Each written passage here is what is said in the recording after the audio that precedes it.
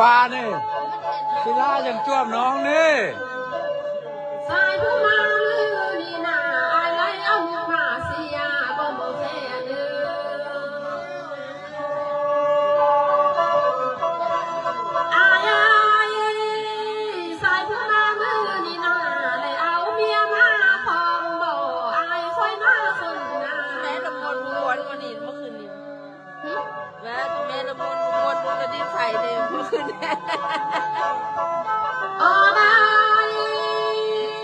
สายผู้มาลือนี่นายบ่เมียนเบ้าจู่ซ้ำบ่อายุ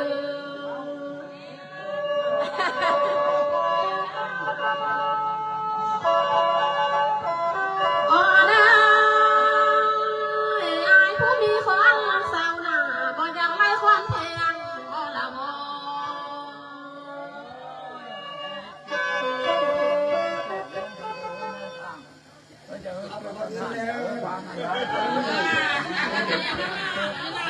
เงินทำเลย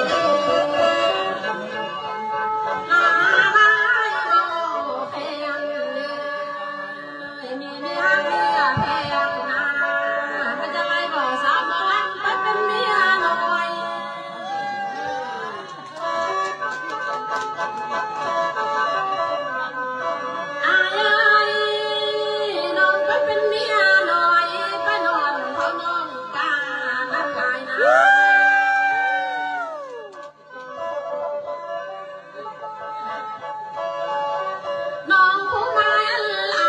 ที่ใส่งา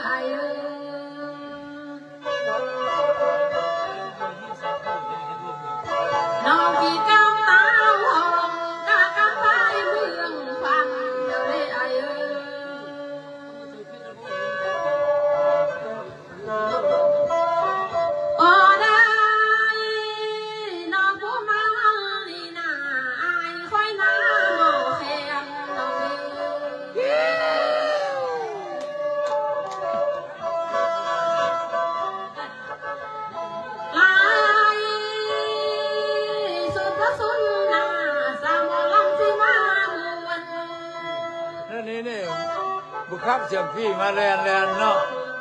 ลาบ้าคนว่าถูก ครับเสียงแคนมาเล่นต้อง บ้านแล้วไอ้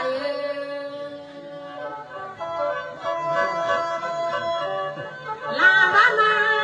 วันนี้สิบางก่อนได้เสียก่อนโบแค่เนื้อ